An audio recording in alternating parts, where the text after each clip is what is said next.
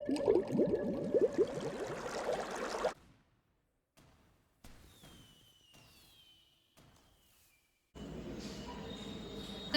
பரிசுத்த நாமத்திற்கு மகிமை உண்டாவதாக.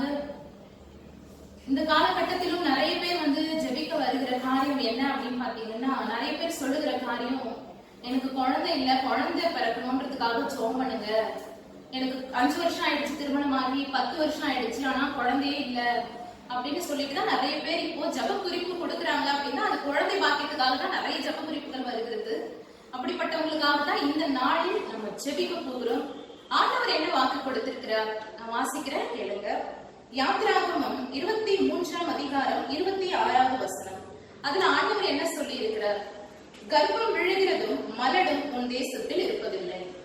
மறுபடியும் வாசிக்கிறேன்.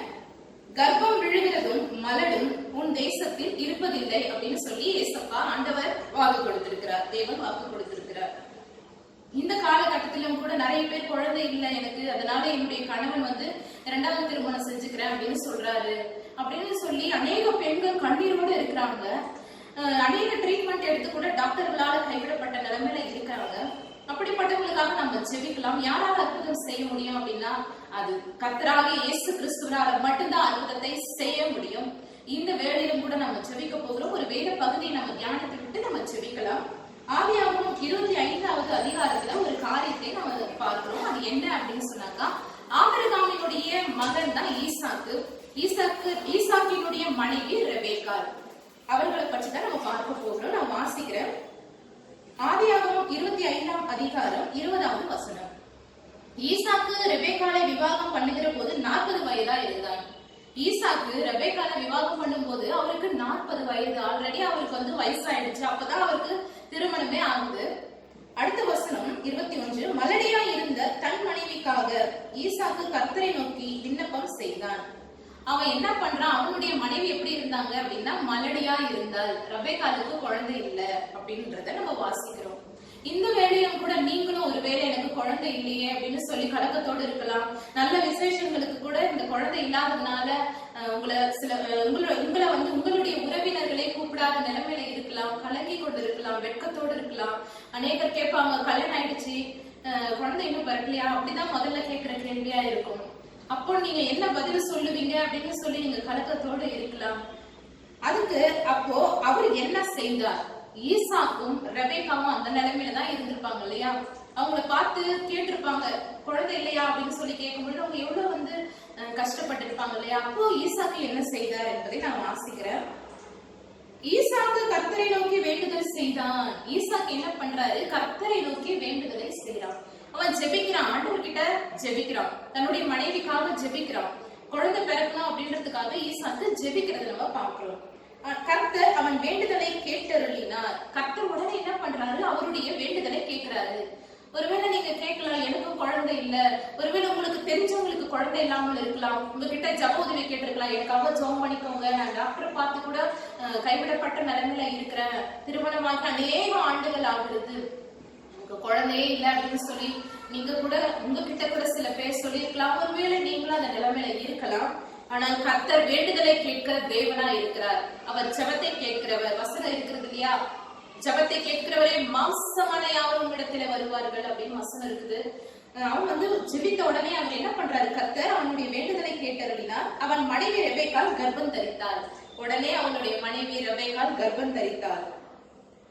கர்த்தர் இரட்டிப்பான நன்மையை ரெபேக்காளுக்கு கொடுக்கிறத நம்ம பார்க்கிறோம். 23வது வசனம். அதற்கு கர்த்தர் 2 ஜாதிகள் உன் கர்ப்பத்தில் உண்டாயிருக்கிறது அப்படின்னு சொல்றார். 2 ஜாதிகள், இரட்டை பிள்ளைகள், 2 பிள்ளைகளை ஆண்டவர் ஈசாக்குக்கும் ரெபேக்காவுக்கும் கொடுக்கறத நம்ம பாக்குறோம். இந்த வேளையிலும் கூட நம்ம ஜெபிக்க போறோம். குழந்தை இல்லாதவர்களுக்காக நம்ம ஜெபம் பண்ண போறோம். உங்களுக்கு தெரிஞ்சவங்களுக்காக நீங்க ஜெபிங்க. ஒரு வேலை பார்த்துட்டு இருக்கிறவங்களுக்கு கூட குழந்தை இல்லாத நிலைமையில இருக்கலாம்.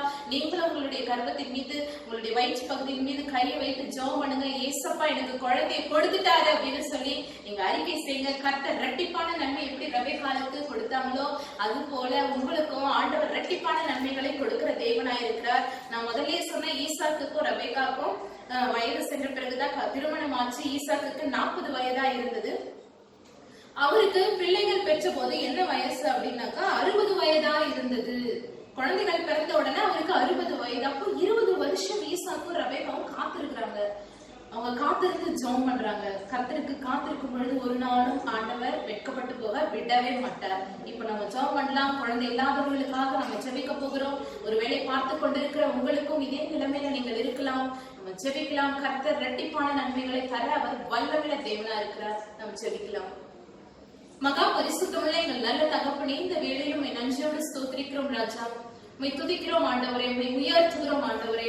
நீர் ஒருவரே சர்வ வல்லமையுள்ள தேவனா இருக்கிறீர் ராஜா. நீர் ஒருவரே சர்வ சிருஷ்டிக்கும் எஜமானராகிய தேவன் ஆண்டவரே. அப்பா, நீர் வாக்கு கொடுத்திருக்கிறீங்களே, இது மனுஷனாலே கூடாத காரியம், ஆனால் தேவனாலே எல்லாமே கூடும் என்று சொல்லியிருக்கிறீங்களே ஏசப்பா. உங்களால எல்லாமே கூடும் ஆண்டவரே, எல்லாமே கூடும் ஆண்டவரே. உங்களால கூடாதுன்னு சொல்றதுக்கு ஒரு காரியமும் கிடையாது ஏசப்பா. உங்களால எல்லாமே கூடும் ராஜா. ஆண்டவரே, நீர் வல்லமையுள்ள தேவன் ஆண்டவரே. இப்பொழுது கூட ஆண்டவரே ஏசப்பா, குழந்தையிலேன்னு சொல்லி யாரெல்லாம் ஜெபம் பண்ணிட்டு இருக்கிறார்களோ அவர்களுக்காக ஜெபிக்கிறோம் ஆண்டவரே. ஆண்டவரே, உங்களுடைய பிள்ளைகளுக்காக மனம் இறங்கும்படியாய் ஜெபிக்கிறோம் ஏசப்பா. ஆண்டவரே, இந்த வேளையிலும் கூட ஆண்டவரே எங்களோடு ஜெபத்துல இணைந்திருக்கிற ஒவ்வொரு பிள்ளைகளையும் கண்ணோக்கி பார்க்கும்படியாய் ஜெபிக்கிறோம் ஆண்டவரே. நீ சொல்லி இருக்கிறீங்களே ராஜா, மலடு உன்னிடத்தில் இருப்பதில்லை, கர்ப்பம் விழுகிறது, மலடு உன்னிடத்துல இருப்பதில்லை என்று வாக்கு கொடுத்திருக்கிறீங்களே.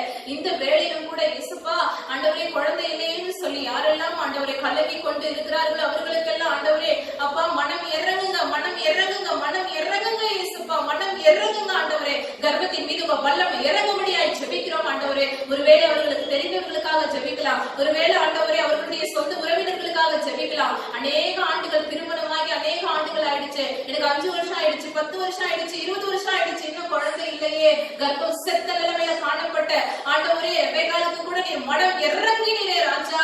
ஆண்டவரே, அந்த வயதான காலத்துல ஆண்டவரே இரட்டிப்பான நன்மைகளை கொடுத்தீரே தகப்பனே. இந்த வேளையிலும் கூட ஆண்டவரே குழந்தைகளுக்காக ஆண்டவரே குழந்தைக்காக ஜெபம் பண்ற ஒவ்வொரு பிள்ளைகளுக்கும் மனம் இறங்குங்க, ஒவ்வொரு பெண்களுக்கு நீர் மனம் இறங்குங்க.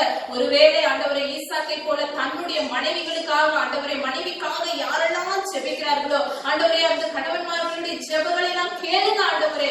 எப்படி ஈசாக்கு ரெபெக்காளுக்காக ஜெபித்த பொழுது கர்த்தர் விண்ணப்பத்தை கேட்டார் என்று வேத வசனத்தின் படியார் ஆண்டவரே இந்த வேளையிலும் கூட இசப்பா ஆண்டவரே தங்களுடைய மனைவிக்காக ஜெபிக்கிற ஒவ்வொரு கணவன்களுடைய ஜெபங்களை கேட்டு ஆமென் என்று பதில் கொடுங்க இசப்பா. இந்த வேளையில் அற்புதம் நடக்கட்டும், நடக்கட்டும், நடக்கட்டும் ஆண்டவரே. இசப்பா, நீங்க அற்புதங்களின் தேவன் ஆண்டவரே, அதிசயமான தேவன் ஆண்டவரே. உமால செய்யக்கூடாத அதிசயமான காரியம் ஒண்ணுமே இல்லை இசப்பா. ஆண்டவரே, ஒரு வேளை டாக்டர்கள் தான் கைவிட்டுட்டாங்களே, இதுக்கு மேல இது நடக்காது, இதுக்கு மேல இது முடியாது, இதுக்கு மேல அவ்வளவுதான் சொல்லி யாரெல்லாம் சொல்லி இருக்கிறார்களோ டாக்டர்களால் கைவிடப்பட்ட நிலைமையில ஆண்டவரே உண்மையே நம்பிக்கொண்டிருக்கிறார்களோ ஒவ்வொருவரையும் கண்ணோக்கி பாருங்க. 20 வருஷம் ஈசாக்கும் ரெபெக்காவும் காத்திருந்து ஒரு சமூகத்திலே ஜெபித்த பொழுது ஆண்டவரே நீ இரட்டிப்பான நன்மைகளை கொடுத்து தேவன் அல்லவா ஆண்டவரே. இந்த வேளையிலும் காத்திருக்கிற ஒவ்வொரு பிள்ளைகளின் மீது மனம் இறங்குங்க, மனம் இறங்குங்க. கர்த்தருக்கு காத்திருக்கிறவர்கள் ஒரு நாளும் வெட்கப்பட்டு போவதே இல்லை ஆண்டவரே. ஏசப்பா, உமக்கு காத்திருக்கிறவர்களை நீங்க ஒரு நாளும் வெக்கப்பட்டு போக விட மாட்டீங்க ஏசப்பா. நீங்க சொல்லுங்க, நான் வெக்கப்பட்டு போக மாட்டேன்னு சொல்லுங்க ஏசப்பா. இரட்டிப்பான நன்மை தந்து விட்டார் என்று வாக்கு கொடுத்திருக்கிறார், தருவேன்னு சொல்லி இருக்கிறார். இரட்டிப்பான நன்மை தருவேன், ஜெயிக்க தருவேன்னு சொல்லி ஆண்டவர் வாக்கு கொடுத்திருக்கிறார். ஏசப்பா, எனக்கு குழந்தையை கொடுத்துட்டாருன்னு சொல்லுங்க. ஏசப்பா, எனக்கு குழந்தையை கொடுத்துட்டாரு, ஏசப்பா எனக்கு குழந்தையை கொடுத்துட்டாருன்னு சொல்லுங்க.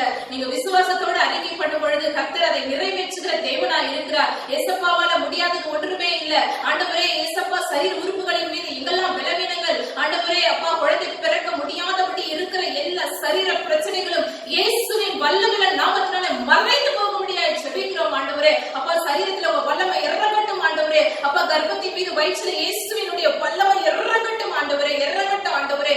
அப்பா, நீ வாக்கு கொடுத்திருக்கிறீங்களே ராஜா, நீ வெட்கப்பட்ட இடங்களில் எல்லாம் உன் தலை உயர்த்துவன்னு சொல்லியிருக்கிறீங்களே. வெட்கத்திற்கு பதிலாக 2 தலையான பலன் வரும் என்று வேதத்துல வாசிக்கிறோமே ராஜா. ஆண்டவரே, இரட்டிப்பான நன்மையை கொடுங்க, கொடுங்க, கொடுங்க. எங்கெல்லாம் வெட்கப்பட்டார்களோ ஆண்டவரே எங்கெல்லாம் இரட்டிப்பான நன்மையை கொடுங்க ராஜா. உச்ச தலைமுதல் கால் வரையிலும் ஆண்டவரே வல்லமை இறங்கட்டும். இயற்கைக்கு அப்பாற்பட்ட விதத்துல அற்புதங்களை செய்யுங்க ராஜா. அவங்களுடைய சொந்த ஜனங்கள் பார்க்கட்டும், கர்த்தரால் இந்த குழந்தை பிறந்ததுன்னு சொல்லி எல்லாரும் பார்த்து உண்மை ஸ்தோத்திரிக்கணும் ராஜா. இது அப்படியா செய்கிறதற்காய் நன்றியோடு ஸ்தோத்திரிக்கிறோம். ஜெபத்தை கேட்டதற்காய் நன்றி ராஜா. கர்ப்பத்தின் மீது வல்லமை இறங்கினதற்காய் நன்றி ராஜா. ஆண்டவரே, குழந்தை செல்வத்தை கொடுக்கிறீர், அதற்காய் நன்றி செலுத்துகிறோம். யாருக்கெல்லாம் ஜெபம் பண்ணிருக்காங்களோ அத்தனை பேர்களுக்கும் நீங்க அற்புதத்தை இந்த நாளில் செய்து விட்டதற்காய் நன்றியோடு ஸ்தோத்திரிக்கிறோம் ராஜா. இவர்கள் மூலமாக நீ மகிமைப்படுவீர், இவர்களை சாட்சியாய் நிறுத்துவீர் ஆண்டவரே. இந்த ஜெபத்திற்கு நீ ஆமென் என்று பதில் கொடுத்து விட்டதற்காய் நன்றியோடு ஸ்தோத்திரிக்கிறோம். பெரிய காரியங்களை செய்து ஆண்டவரே சாட்சியாய் நிறுத்தி உயர்த்துங்க ஆண்டவரே. இந்த ஜெபத்தை கேட்டதற்காய் மறுபடியும் ஸ்தோத்திரிக்கிறோம். ஜெபிக்கிறோம். சகல துதியும் கனமையும் எல்லாம் இயேசு ஒருவருக்கே செலுத்துகிறோம். இயேசுவின் நாமத்தில் ஜெபிக்கிறோம் பிதாவே. ஆமென், ஆமென்.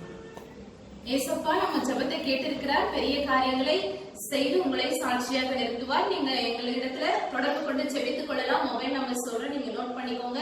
நீங்க எப்ப வேணாலும் எங்களிடத்துல தொடர்பு கொண்டு ஜெபித்துக் கொள்ளலாம். உங்களுக்கு தெரிந்தவர்களுக்கு அந்த நம்பரை நீங்க அறிமுகப்படுத்துங்க. கர்த்தர் பெரிய காரியங்களை செய்வார். இரவு நேரங்களிலும் கூட நீங்க எங்களிடத்துல ஜெபித்துக் கொள்ளலாம். உங்களுக்காக கண்ணீரோடவும் உபவாசத்தோடும் ஜெபிக்க ஜெப வீரர்கள் இருக்கிறார்கள். நம்பர் சொல்றேன், நோட் பண்ணிக்கோங்க. 08754054789. இன்னொரு நம்பரை சொல்றேன், அதையும் நோட் பண்ணிக்கோங்க. 09677486631. நீங்க எங்களிடத்துல தொடர்பு கொண்டு ஜெபித்துக் கொள்ளுங்க. கர்த்தர் உங்கள் வாழ்க்கையிலும் நீங்க யாருக்கெல்லாம் ஜெபிக்கணும்னு சொல்லி விரும்புறீங்களோ அவங்க கிட்டே இந்த நம்பரை கொடுங்க. கர்த்தர் அவங்களுடைய வாழ்க்கையிலும் பெரிய காரியங்களை செய்து